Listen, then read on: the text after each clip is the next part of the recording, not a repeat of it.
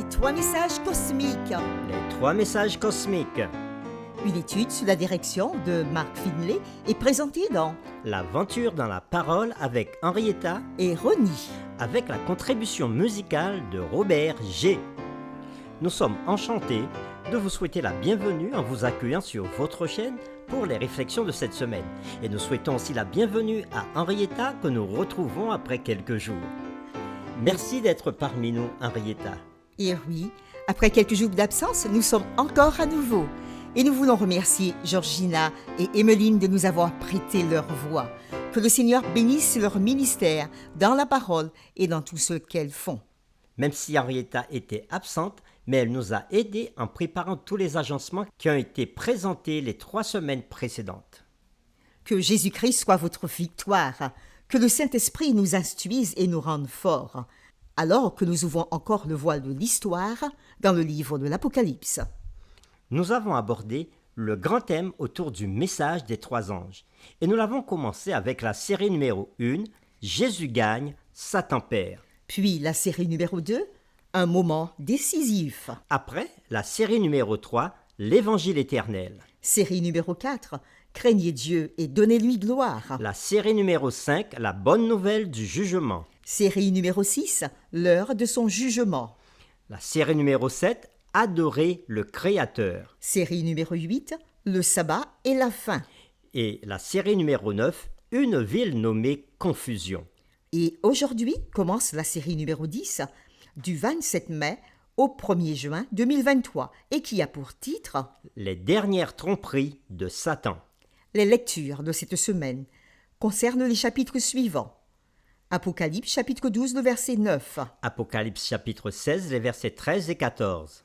1 Thessaloniciens 4, le verset 16 et 17. Ézéchiel chapitre 8, le verset 16. Ézéchiel chapitre 20, les versets 1 à 20. Et Apocalypse chapitre 18, versets 4 et 5.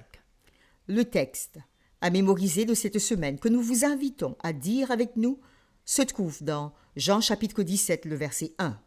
Sanctifie-les par ta vérité, ta parole est la vérité. Nous vous invitons à le redire avec nous. Jean 17, le verset 1er. Sanctifie-les par ta vérité, ta parole est la vérité. C'était l'un de ces magnifiques matins de septembre à Chicago.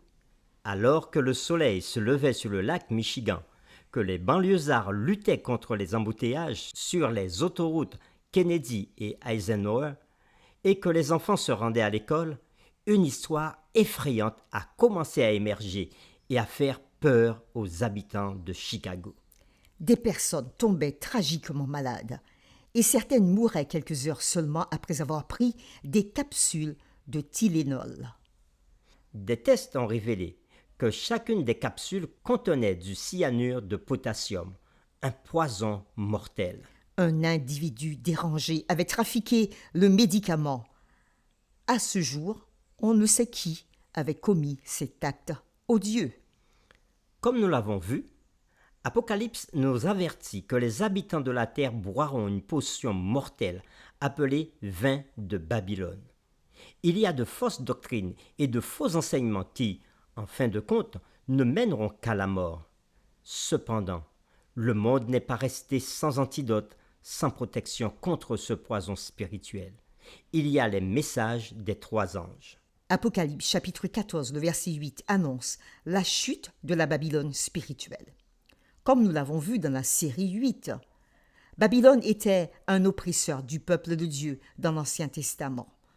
Ainsi, Babylone est un symbole approprié de la citadelle de l'erreur, du centre de l'apostasie et de l'ennemi juré de la vérité. Dans la série numéro 9, nous avons également étudié le contraste entre la femme en blanc, la véritable Église de Christ, et la prostituée Babylone. Nous avons noté que le faux système de religion appelé Babylone se tourne vers les chefs religieux humains pour faire autorité plutôt que vers la parole de Dieu. Babylone tire son pouvoir de l'État plutôt que de Christ. Et conformément à la coutume de nombreuses fausses religions, Babylone utilise aussi des idoles comme représentation de la divinité. Dans la série 10 de cette semaine, nous étudierons les deux principales faussetés de Babylone, le concept de l'immortalité de l'âme et l'adoration du soleil. Bien sûr, nous continuerons à examiner non seulement les ruses de Babylone, mais aussi le plan de Jésus pour nous sauver d'elle et de la mort qu'elle entraîne. Et les questions qui seront derrière toutes les réflexions de cette semaine sont les suivantes. La première, nos sentiments sont-ils toujours des guides sûrs? Que se passerait-il si vous étiez confronté à l'apparition d'un être cher décédé? Deuxièmement, le changement du sabbat au dimanche est-il le reflet d'un éloignement de la parole de Dieu? Et troisième question, en cette heure critique de l'histoire de la Terre, que faire quand l'opinion ou la tradition humaine s'élève au-dessus de la parole de Dieu? Et c'est avec les séquences suivantes que nous le ferons. Dimanche 28 mai, le chemin qui paraît juste aux yeux de l'homme. Lundi 29 mai, le vieux mensonge sur l'immortalité. Mardi 30 mai,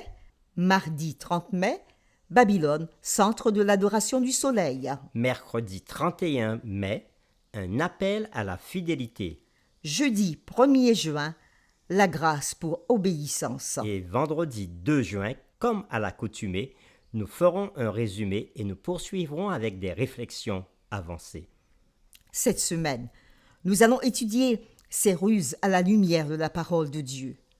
Que Dieu nous éclaire alors que nous partageons ensemble sa parole autour des ruses de Babylone et du plan de Jésus pour nous sauver d'elle. Nous vous invitons à prier avec nous. Seigneur notre Père, nous voulons te remercier pour tes grâces que tu nous donnes et cette grâce particulière qui est celle de pouvoir étudier ta parole, de tirer des enseignements précieux pour la fin des temps et surtout nous laisser diriger par ta parole qui est un guide sûr. Nous te remercions pour Henrietta qui est de nouveau avec nous pour partager ces temps ensemble. Nous prions pour que pendant cette semaine, tu nous permettes de découvrir les différentes ruses que le diable a placées pour nous détourner des saintes écritures et de la vérité. Conduis-nous dans chaque séquence, nous t'avons prié au nom de Jésus. Amen.